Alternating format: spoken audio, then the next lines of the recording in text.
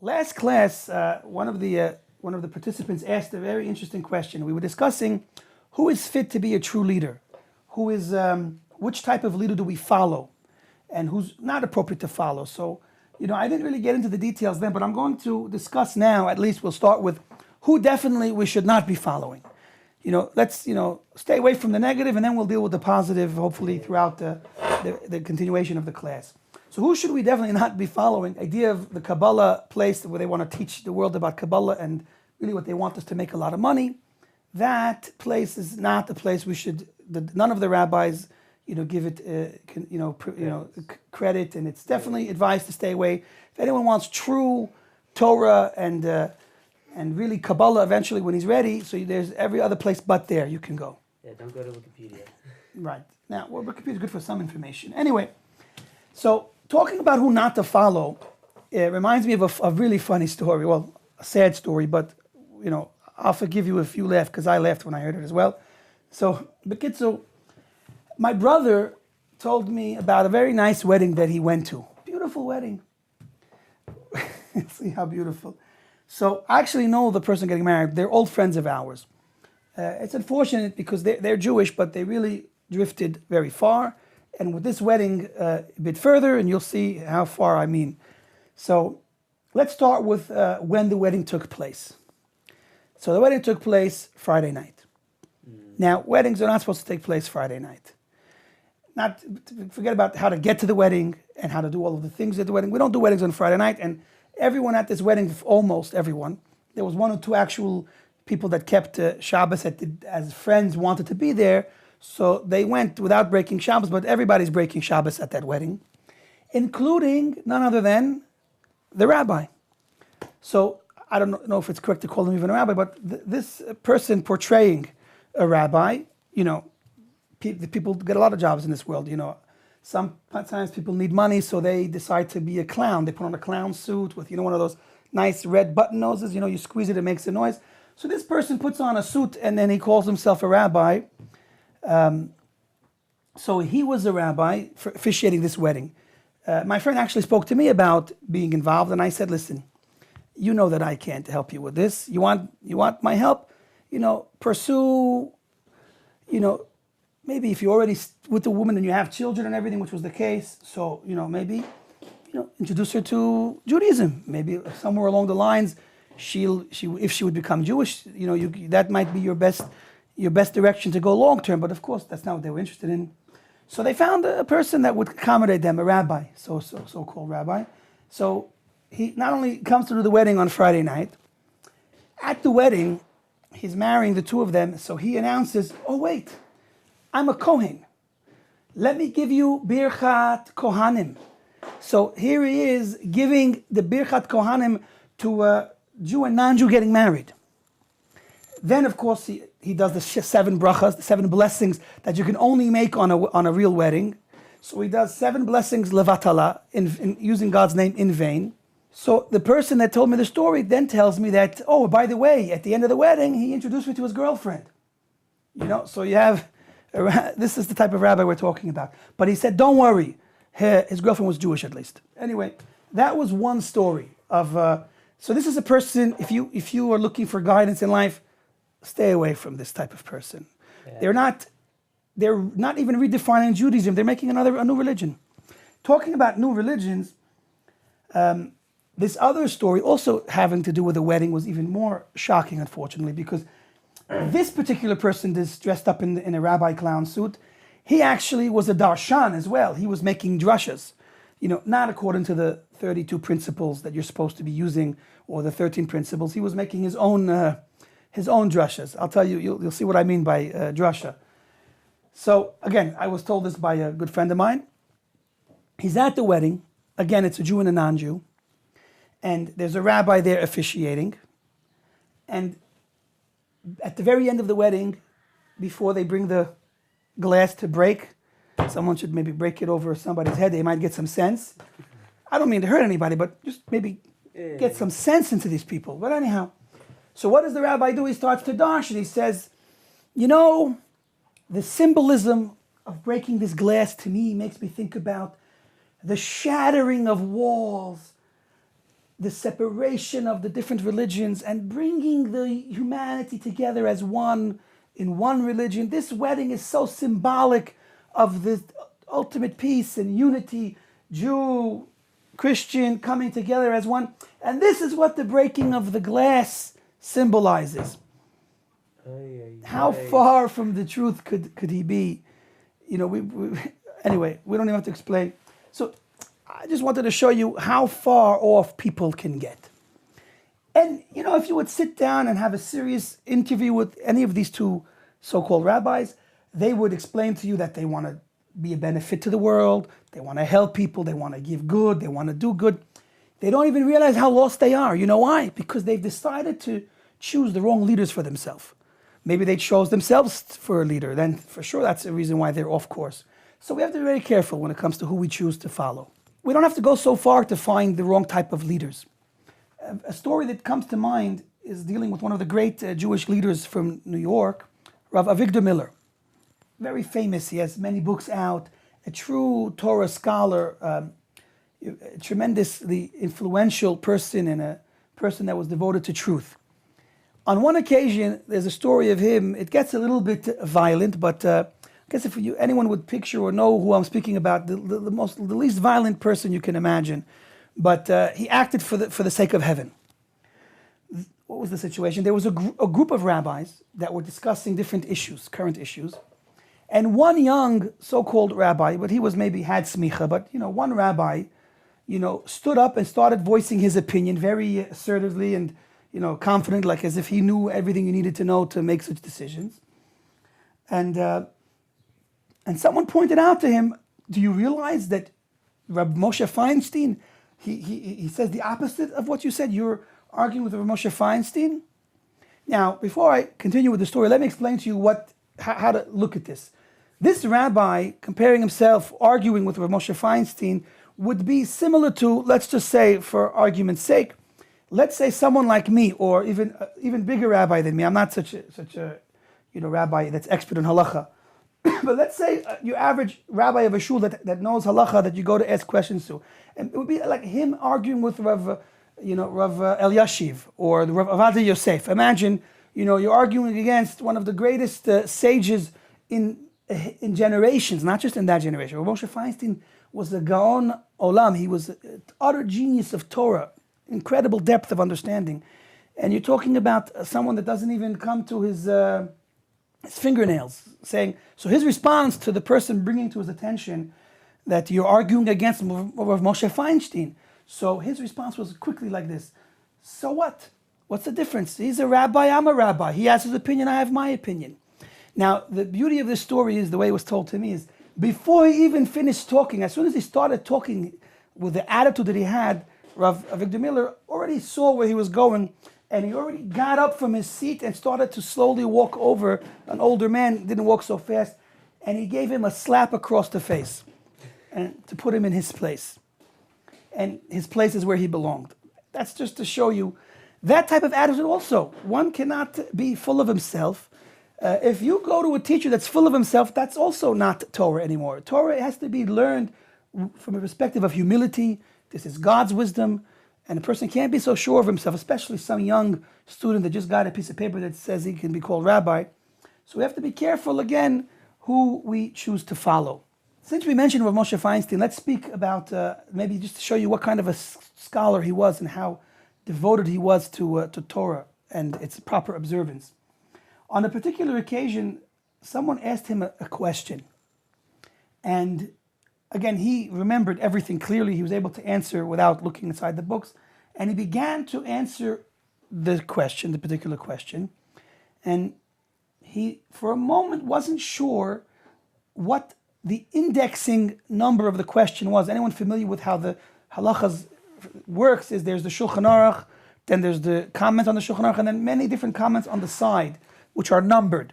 So this was a particular commentary on the side of the page of the Shulchan Aruch, either a Shach or a Taz, or Magen Avram, one of the commentaries. And so he was giving the correct answer, but then for a moment he wasn't sure if it was, like, for example, number 25 or 26 in the order of comments from this particular rabbi. And so he said, I have to stop and go check. So the person asking the question said, I don't understand, what's the difference? What you said is correct, so what's the difference if it's 25 or 26? So he answered, if I make a mistake on even the number of a particular, sif, katan, then I can make a mistake. Then I can't make any halakhic rendering without looking back and checking. I have to be sure that I know everything crystal clear. Otherwise, I cannot rely on my own das, my own understanding of things, because maybe I'm making a mistake. And how many times after many years that you've heard an idea, you've been convinced that it's one way, and then you look and you find out you did make a small mistake. We have to be very careful. Small mistakes can lead to transgression. Disastrous stuff. Right, and the Gedolim were aware of that. That's why they were so careful and meticulous in every detail of their learning, and to make sure that they didn't render, God forbid, wrong answers. Just to give you an idea of just how the vast knowledge that Rav Moshe Feinstein had. So on one particular occasion, in a very simple, humble way, he wasn't making a big party, but he wanted to gather some of the students from the yeshiva to come and have a l'chaim, and because in his house, in honor of some occasion. And none of the students really knew what the occasion was. So the students were curious, what's the occasion? And they were pressing him, and finally he said to them what the occasion was. It's a customary to, when finishing a Masechet, a tractate of Talmud, to make a siyum, you can make a party. A Sudat Siyum Masechet is considered a Sudat Mitzvah. It's like a mitzvah to have a meal at the end of finishing a tractate of Gemara. So he told them, based on a Gemara that says that a person should learn his teachings 101 times, that he was doing a Siyum Masechet on 101 times of learning the entire Shas. Not one Masechet of Gemara, not even the entire Shas one time, but 101 times. We're talking about a scholar that almost had no person to be even compared to in his time. He was a tremendous scholar. Where thankfully God blesses us with not only one of these type of rabbis, but you see in every generation. Rav Yosef was probably better than a computer as far as remembering all of the information. And even today, we have everywhere. God does not leave us without leaders to guide us in the way.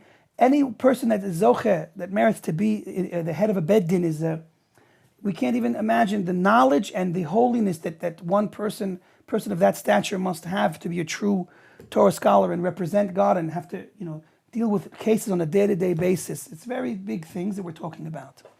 You have a question? Do we have beis dins today? Yeah, we have, of course. We have many different batei dinim in the different cities that we. Do they follow according to Gemara halacha? Yeah, they follow the entire history of the oral Torah until today. There's still contemporary rabbis writing Shailot and Shuvot and verifying, contemporary halacha. It doesn't stop. Anyway, so on this idea of the leaders of generations, let us focus a little bit on how that works. There's in every generation, God sends us rabbis to guide us and lead us. Now, this is interestingly, it's connected to a verse which is darshaned, which the rabbis explain from the Tanakh. And it's the way the rabbis explain it is like this. They say that Kol dor v'dorshav, kol dor v'chachamav. Every generation has its teachers and has its rabbis that they follow. And we have to appreciate the depth of this idea. Every generation is unique. The challenges of any particular generation are unique. In Europe, there was certain situations that God sent them leaders to help them deal with the challenges there. In America, there are a different set of challenges, and you need to have different tactics and different ideas to be a proper leader in America. Every generation is different, and every person is essentially different. So it's almost that God picks the leader of a generation in accordance with that generation itself. Just like a body and a head have to be connected and work together, so too the leaders have to work with the people. And so too the people have to work with their leaders. They have to be a proper match. If they're not a good match, then it's not going to work. Where do we see this idea show itself in the traditional writings? So in the Gemara, there's a beautiful story that we'll see this idea come out from. One of the famous well-known tzaddikim, Choni HaMa'agal. They called him Choni HaMa'agal because on one occasion he drew a circle and went into the circle, and again he was very close to Hashem, and he was able to speak to Hashem in a unique way that no one else could. He said to Hashem, Hashem, I'm not leaving this circle until there's rain. The people need rain. It was a time of drought. So it started to pour. And he said, God, that's not the kind of rain I asked for. We don't need that kind of rain. We need beneficial rain. And then it started to trickle. He said, that's also not good. We need rain that's going to help us sustain ourselves. And then it began to rain in a more appropriate manner, but it continued to rain and rain and rain. After this event, the head rabbi said, what can we do with you, Choni? You spoke in such an inappropriate way towards God that we should maybe do something about it. But God listens to your prayers, and God treats you like a friend, like not a friend, but it's like someone who's a ben bayit. He's someone who's close to him, and so if God, is not upset with you, then how can we do anything about it? But so he had a special stature and a special opportunity to approach God in a way that the average tzaddik still didn't even have. He was very, very, very holy. And the Gemara tells us that he was also a tremendous, tremendous scholar. The Gemara records two students that were trying to learn Torah, and in particular Beis Medrash, saying that they had a difficulty with their Gemara. They were saying, if only Choni HaMa'agal would be here, then he would be able to answer us, because he was able to answer everyone's questions. He was the type of teacher that understood his students, and he knew how to teach them. He didn't just broadcast a lesson, a message. He spoke to the person that he was speaking to. He taught individuals, not just someone who can give the same class over and over again because he's like a radio. Anyhow, in this story it says that Choni HaMa'agal went to sleep for 70 years. Waking up 70 years later, he tries to go home, but he's a generation off. 70 years represents the idea of how long a person usually lives, roughly, and so he's a generation off. So he comes into this Beis Medrash, and he hears these two students struggling with their Gemara, and he even hears them say, if only Choni HaMa'agal would be here, he could answer our question.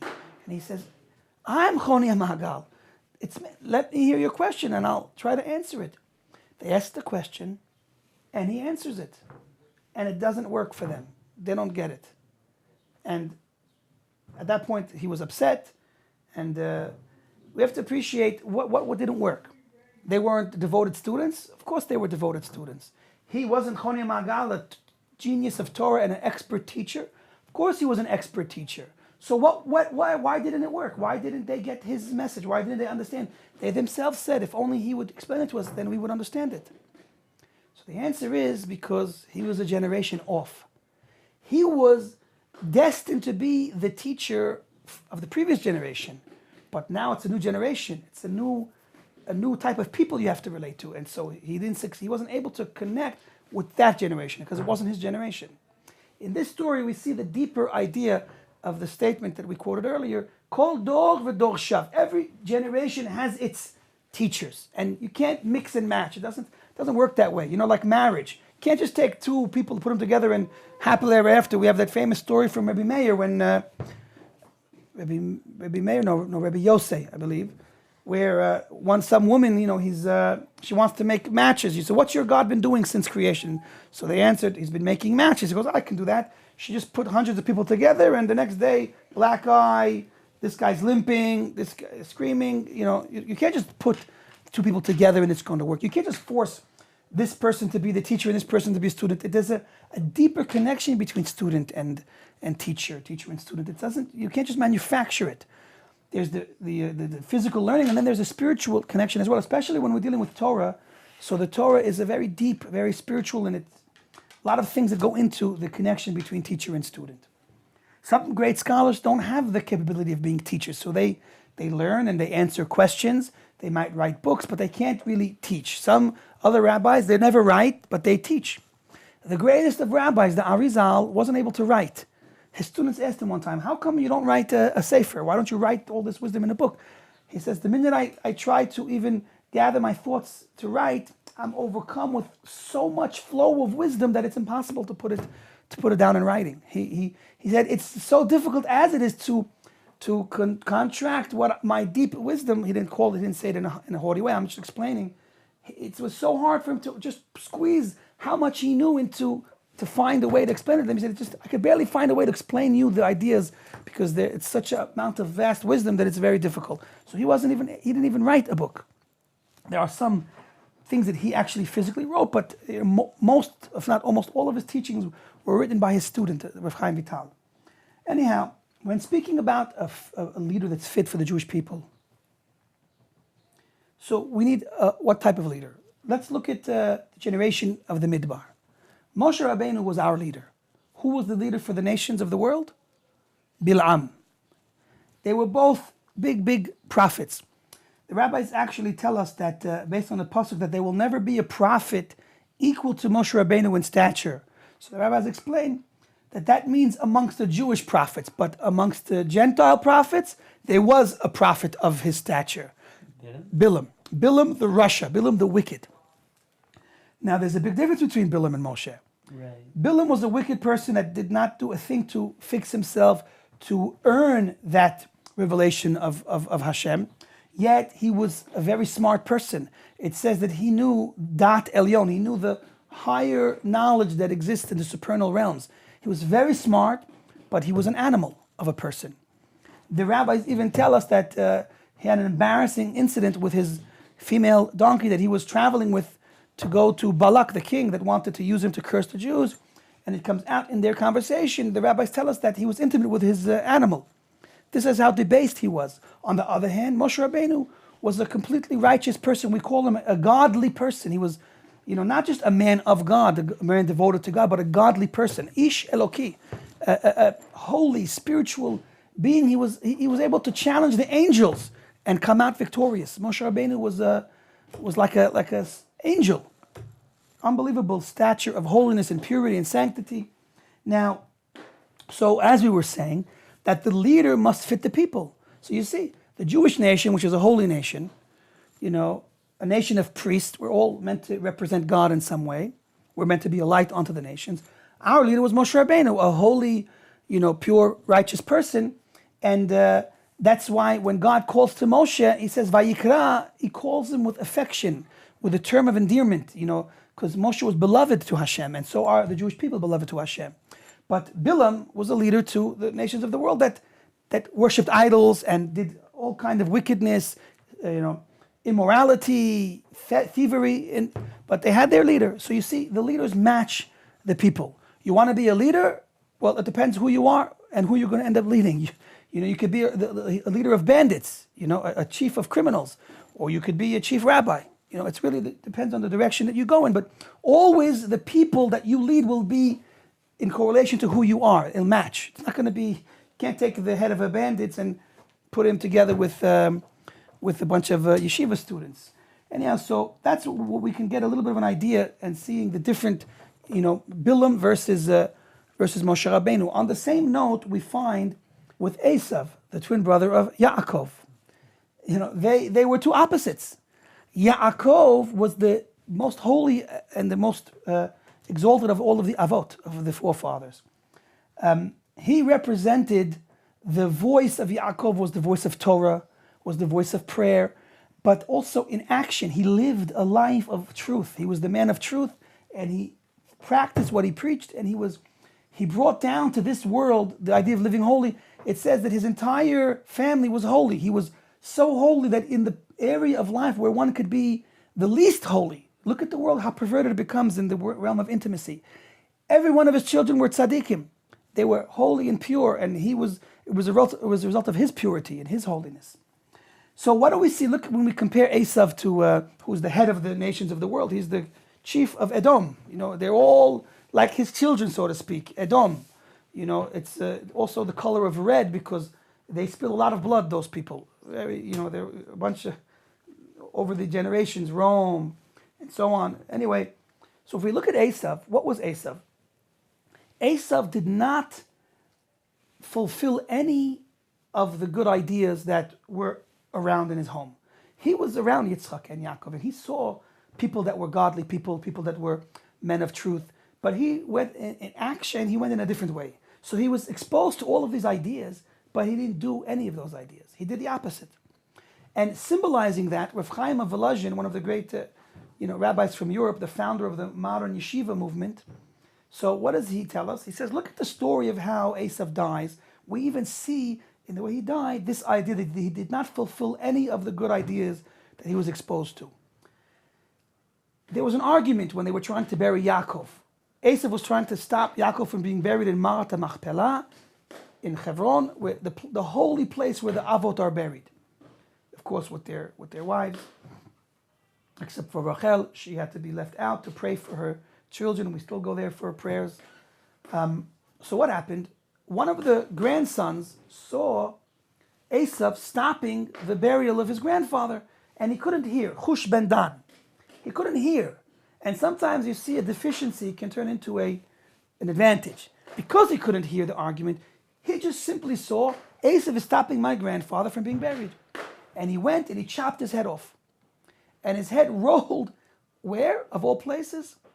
Into Marat HaMachpelah. So in the end, his head ended up in Marat HaMachpelah, this holy place. But his body was outside. And we could explain this to mean that because he was aware of the truth, because he had to be living with Yitzchak and Yaakov, but he didn't do any of it, so to show that he didn't let anything come from an intellectual state to use his body to actualize it, so his head went into the Marat HaMachpelah, but his body stayed out because he didn't do anything that he said. But the essence of Torah is to practice the ideas. Torah itself is not just an idea book.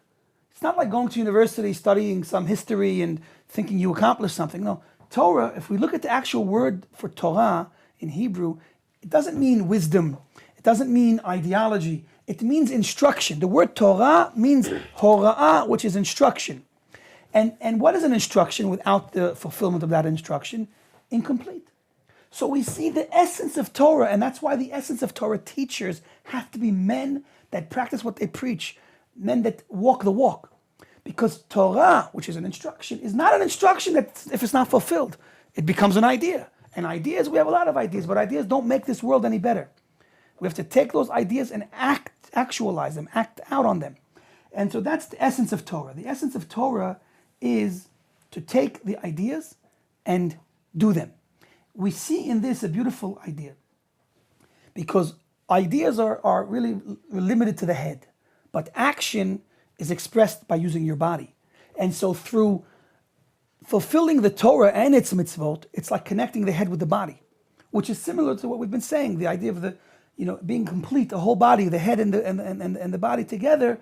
It has to be connected, just like the rabbis have to be connected to the people. So too, a person himself, you have to take your ideas and connect them by fulfilling them. And that's the essence of Torah. The essence of Torah is to bring it down and actualize it. That is why the Zohar says the letter Vav symbolizes the Torah, because the letter Vav itself, you can break it into two parts. On top, it's like the letter Yud, which the rabbis tells you Yud corresponds to wisdom. But the whole Vav itself is the shape of a body. And also in Kabbalah, the letter Vav is called Guf, it's called body. So we see within the letter Vav itself, it's hinted to the idea of connecting the ideas with action. And that's why Torah is not Torah if it's not done.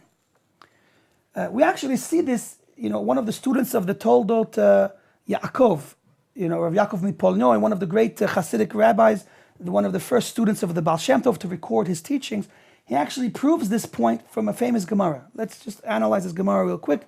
We'll see how it comes out. When God was going to give the Jewish people the Torah, so the rabbis tell us that God first offered it to all of the other nations. What were their response? So when he went to one nation, Ishmael, I think, so he said over there, what does it say? They all asked, what does it say inside? So you can't steal. So what do you mean you can't steal? That's our life is stealing. We can't not steal. So they didn't take it. When they went to the nation that's promiscuous, you can't be promiscuous. They said, no. We can't live without being promiscuous, so we can't take it. And also the murdering nation. I forget exactly which one. Esav is believed the murdering one, and whatever. But anyway, how it works out, we'll have to look inside the sources. Anyway, so each nation said that we can't accept the Torah because we can't do this particular command. We're murderous people, so we can't stop doing that. Or we're promiscuous, or we're committed to being thieves. Now, he asks the very obvious question, what's the problem? So you're committed to doing one of the Averas. Very nice. So take the Torah and learn it as an intellectual study, like we do in university all the time. Why? Because you can't do that one command, so you have to reject accepting the Torah. So we see from the response of each of the nations that not being able to do a part of the Torah meant they couldn't accept it. So you see here that doing the Torah is part of accepting it. So accepting the Torah means we must do the Torah. You can't just have it in theory. And ultimately, the concept of connecting the ideas of Torah with action is the vehicle through which we're going to perfect the world that we live in. And that also represents connection, because at the end of the day, the Torah and the whole purpose of our being in this world is to connect, is to make connections and to unify ourselves in the world. The luchot themselves that God carved into the Ten Commandments, the two tablets, that also represents the idea of connecting two things. When you take the stone, which is symbolic of the human body, and the air, that's the writing of Hashem, is symbolic of the soul, because as we've said, God breathed into man the breath of life, which is his soul. So the air is connected to the soul, and the stone is connected to the body. So together, the airspace with the rock expresses God's message, expresses the wisdom and will of Hashem. So too, the ultimate goal is to unify the person, the body and soul, that together should express the will of Hashem. That's our job in this world. And we also must unify the spiritual and physical world around us. When we connect heaven and earth, we unify and we bring spirituality and sanctity out in the world. That's the ultimate goal of us being here, is to connect, to make everything back to being like one, to become one with ourselves, to become one with Hashem. And the way to get there is, of course, first of all, becoming a nation that is unified. And at the head of this unity are our leaders, are the righteous tzaddikim that have worked on themselves. They're fit to lead, we're fit to follow. And that's where the unity begins. By following them, they bring us to self-unity, unity with Hashem, and they'll bring ultimately this world to unity. Okay, with that we conclude today's topic.